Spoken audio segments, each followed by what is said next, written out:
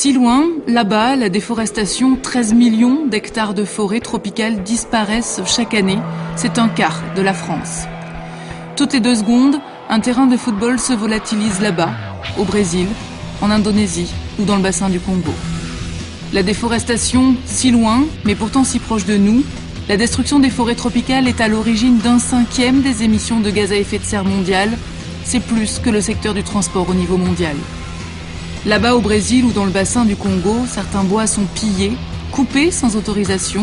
Les entreprises forestières profitent du manque de moyens, de contrôle et de la corruption des autorités. Ici, ce bois entre sur le marché européen avec de faux papiers, puisqu'aucune loi n'existe vraiment pour le contrôler. On le retrouve dans nos parquets, nos contreplaqués, nos meubles de jardin en bois tropical. Là-bas, dans l'Amazonie brésilienne, on rase les forêts pour y faire paître des bovins. Ici, cet élevage alimente la production de cuir pour nos baskets, nos sacs à main, parfois pour des marques prestigieuses. Là-bas, le Brésil est fier d'être le numéro 1 de l'élevage au niveau mondial et la déforestation fait du Brésil le 4e pire émetteur de gaz à effet de serre. Là-bas, en Indonésie, les forêts sont rasées pour la culture d'huile de palme. Ici, l'huile de palme est transformée en huile végétale que l'on trouve dans les pizzas, les chips, la margarine, les shampoings, les détergents.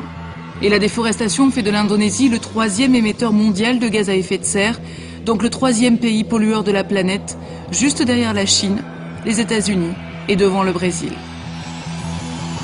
Ici, pour rendre les voitures moins polluantes, on a créé ce qu'on nomme les biocarburants. Du carburant à base de matières végétales, comme la canne à sucre, le soja ou l'huile de palme. Là-bas, pour cultiver ces matières premières, on brûle, on détruit les forêts en émettant des quantités énormes de CO2.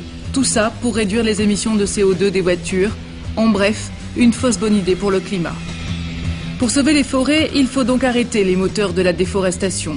D'abord, l'Europe doit réglementer le marché du bois pour réduire son empreinte écologique et bannir le bois illégal. Ensuite, on doit arrêter de produire de l'huile de palme, du cuir, du soja et de nombreuses matières premières en sacrifiant les forêts tropicales et le climat mondial.